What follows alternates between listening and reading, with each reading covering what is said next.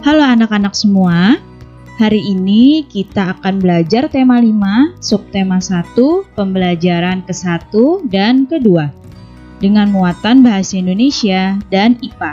Sudah siap untuk belajar hari ini? Kalau sudah siap, mari kita mulai belajarnya. Pernahkah kamu mendengar tentang teks non-fiksi? Nah, teks non-fiksi adalah teks yang berisi informasi berdasarkan fakta atau berdasarkan kenyataan. Ya, jadi segala hal yang ditulis pada teks non-fiksi adalah hal-hal yang berdasarkan fakta atau kenyataan. Nah, teks non-fiksi ini dapat ditemukan dalam artikel surat kabar, dalam koran, atau juga dalam majalah. Di dalam teks non-fiksi, informasi-informasi yang disajikan memiliki keterkaitan satu sama lain secara berurutan, sesuai dengan kenyataan. Informasi tersebut disusun menjadi sebuah paragraf yang padu. Nah, sekarang, bagaimana caranya menggali informasi dalam teks non-fiksi? Yang pertama, kamu harus terlebih dahulu membaca teks non-fiksi tersebut dengan seksama. Ya, jadi dibaca dengan cermat teks non-fiksi tersebut.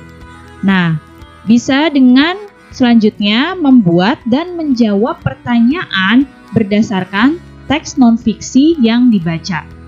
Ya, setelah itu bisa juga dengan menentukan ide pokok atau pikiran utama dari teks non-fiksi. Jadi, cara menggali informasi teks non-fiksi pertama harus dibaca. Kemudian, cara yang pertama dengan menjawab dan membuat pertanyaan, dan juga bisa dengan menentukan ide pokok atau pikiran utama dari teks. Sekarang perhatikan teks non-fiksi berikut. Ini teksnya judulnya jenis makanan hewan.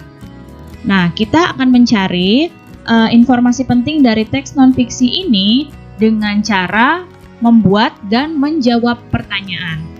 Nah, akan Ibu beri contoh untuk paragraf yang pertama. Kita akan membuat pertanyaan. Contohnya, pertanyaannya, apa saja jenis makanan hewan? Nah, kamu baca di paragraf 1 ini, apa saja jenis makanan hewan? Nah, ternyata jawabannya ada di sini, di kalimat yang pertama. Jenis makanan hewan berupa tumbuhan dan hewan lain. Nah, ada di sini ya, ada di kalimat yang pertama paragraf ke-1. Kemudian, paragraf kedua, kita cari informasi pentingnya, buat pertanyaannya lagi. Apa bagian tumbuhan yang sering dijadikan makanan hewan? Nah, di sini bisa kita lihat lagi pada kalimat yang pertama. Bagian tumbuhan yang sering dijadikan makanan hewan adalah daun. Kemudian, paragraf yang ketiga. Kita buat pertanyaannya, apa makanan hewan selain tumbuhan? Nah, kita cari jawabannya di paragraf ketiga. Nah, jawabannya adalah beberapa hewan memakan hewan yang lebih kecil. Jadi, dari teks ini kita bisa dapat 3 informasi penting. Bisa yang pertama, jenis makanan hewan berupa tumbuhan dan hewan lain. Ini didapat dari paragraf 1. Informasi penting selanjutnya ada dari paragraf 2. Bagian tumbuhan yang sering dijadikan makanan hewan adalah daun. Di paragraf ketiga, informasi pentingnya beberapa hewan memakan hewan yang lebih kecil. Nah, ini kalau kamu mencari informasi teks non-fiksi dengan membuat dan menjawab sendiri pertanyaan tersebut. Nah, selain itu bisa juga mencarinya dengan menentukan ide pokok dari setiap paragraf. Nah, di sini ide pokok atau pikiran utama paragraf ke-1 bisa dilihat adalah setelah dibaca dapat jenis makanan hewan ada 2, yaitu berupa tumbuhan dan berupa hewan lain. Nah, kemudian baca lagi paragraf yang kedua dan didapatkan ide pokoknya atau pikiran utamanya Daun adalah bagian tumbuhan yang sering dijadikan makanan hewan. Kemudian, pikiran utama paragraf ketiga dibaca, setelah itu disimpulkan ide pokoknya. Beberapa hewan memakan hewan yang lebih kecil. Jadi sebenarnya sama ya, dengan cara menentukan ide pokok atau dengan membuat dan menjawab pertanyaan sendiri. Jadi kalian boleh pilih cara yang kalian bisa. Nah, kalian lihat di sini ada gambar, ada tumbuhan, ada hewan ya. Nah, semua makhluk hidup itu memerlukan lingkungan tertentu untuk memenuhi kebutuhannya. Makhluk hidup berinteraksi dengan sesamanya maupun dengan lingkungan hidupnya. Nah, hubungan timbal balik antara makhluk hidup dan lingkungannya itu disebut dengan ekosistem. Ya, jadi ekosistem adalah hubungan timbal balik antara makhluk hidup dan lingkungannya. Kita lihat di sini jenis-jenis ekosistem. Ada ekosistem air, yaitu ekosistem air tawar, dan ada ekosistem laut. Ya, ekosistem air tawar itu seperti sungai, ekosistem danau, ya, itu adalah ekosistem air tawar. Dan ada ekosistem laut, yaitu ekosistem yang ada di dalam laut. Kemudian ada ekosistem darat. Nah, di sini ekosistem darat ada ekosistem hutan hujan. Kemudian ada ekosistem padang rumput, ada ekosistem gurun, dan ada ekosistem tundra. Nah, untuk tundra ini adalah daerah yang suhunya itu rendah seperti di kutub. Kalau gurun ini yang suhunya tinggi. Nah, di Indonesia ini ada ekosistemnya ekosistem hutan hujan sama ekosistem padang rumput. Jadi ini adalah jenis-jenis ekosistem. Selanjutnya, apa saja komponen dalam sebuah ekosistem? Nah, dalam sebuah ekosistem itu ada komponen yang disebut dengan komponen biotik atau makhluk hidup, yaitu manusia, hewan, dan tumbuhan. Dan komponen yang satu lagi ada komponen abiotik atau benda tak hidup. Apa saja? Ini contohnya tanah, udara, air, cahaya matahari. Pokoknya yang benda-benda tidak hidup itu termasuk komponen abiotik. Jadi ekosistem komponennya ada dua ya. Ada komponen biotik atau komponen yang makhluk hidup.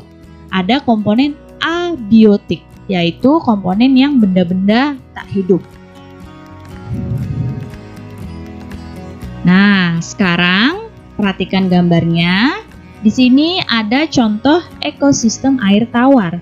Coba sekarang sebutkan yang ada di ekosistem ini, apa saja komponen biotiknya dan apa saja komponen abiotiknya. Dilihat ya di gambar sini, komponen biotiknya atau komponen makhluk hidupnya ada kerbau, ada burung, jamur, tumbuh-tumbuhan, ada kura-kura, ada kepiting, ada ikan, dan ada katak. Ya, jadi komponen biotiknya semua yang makhluk hidup yang ada di gambar ekosistem ini. Pohon, rumput, jamur, kerbau, burung, kura-kura, katak, ikan, kepiting. Sekarang komponen abiotiknya atau benda-benda tak hidupnya. Ya, ada cahaya matahari, ada udara, kemudian ada air, dan juga ada batu, ada tanah. Nah, jadi di sini ada sinar matahari, udara, air, tanah, dan batu.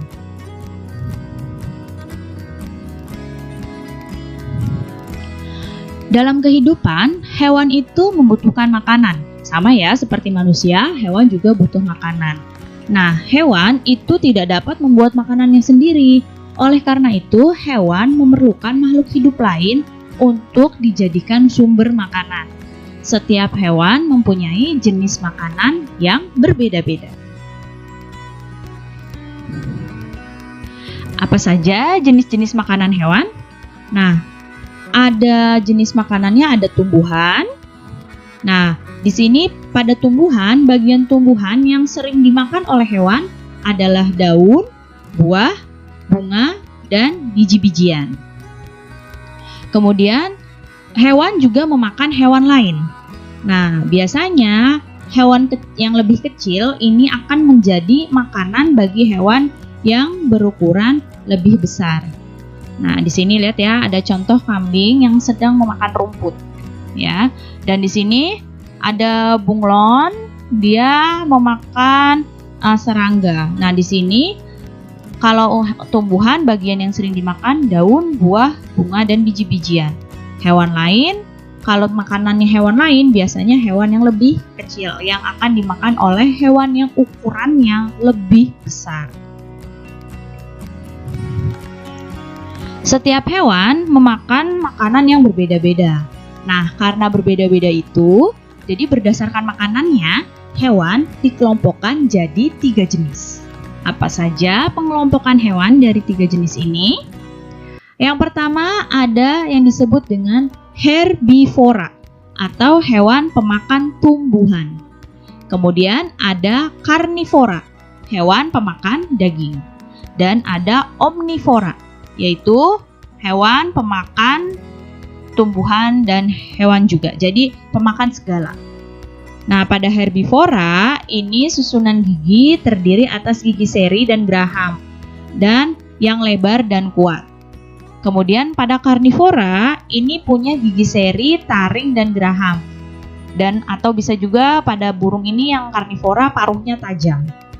Kalau omnivora ini punya gigi seri, taring dan geraham. Nah, ini adalah gambar tengkorak hewan-hewan. Yang pertama ini adalah herbivora, yang kedua ini adalah tengkorak karnivora, lihat ada taringnya, dan yang ketiga ini tengkorak karnivora. Nah, lihat nih bentuk giginya beda-beda ya. Nah, apa saja contoh hewan herbivora atau yang pemakan tumbuhan? Tahu ya, pertama contohnya ada jerapah, kemudian gajah, kambing, terus ada burung kolibri, dan masih banyak lagi. Nah, pemakan tumbuhan ini bukan hanya makan daun ya, tapi seluruh bagian tumbuhan. Jadi hewan itu kan bermacam-macam makanannya yang dari tumbuhan.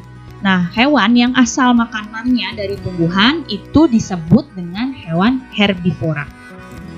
Nah, kalau ini contoh hewan karnivora atau yang sumber makanannya dari daging, yang makanannya dia daging. Ada harimau, buaya, komodo, elang, kucing, kemudian dan masih banyak lagi yang lainnya. Kemudian contoh hewan omnivora atau hewan pemakan segala. Ada tikus, kemudian ayam, bebek, dan juga beruang.